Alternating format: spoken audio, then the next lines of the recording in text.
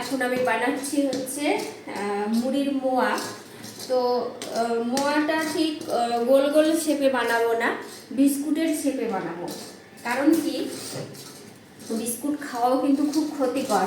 তো যেহেতু একটুখানি মেনটেন করে চলা শুরু করেছি, তো ভাবছি যে বিস্কুট আর তেমন একটা নিজেও খাবো না, আর বাচ্চাদেরও তেমন একটা দিব না। তেল মাখিয়ে রেখেছি, এই থালার মধ্যে সুজির মতো করে ছড়াবো, ছড়িয়ে নিয়ে তারপরে বরফির মতো করে, বরফি কিংবা বিস্কুট যাই হোক আর কি, ওই মতো করে তারপরে বানাবো। এই আর কি, চা দিয়ে খাওয়ার সময় বাচ্চাদেরও আর আমরা বড়রাও চা খাওয়ার আগে দুটো খেয়ে নিয়ে জল খেয়ে নেবো, তাহলে আর বিস্কুট খাওয়ার আর দরকার নেই।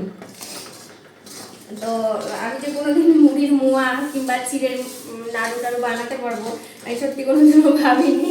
আমার মা তো আশ্চর্যই হয়ে যায়। এটা একটা টাটবাটির বিষয়, তো মানে সবাই কিন্তু পারে না এই জিনিসটা বানাতে। একা শিখে গেছি করতে করতে আর কি, এই আর কি।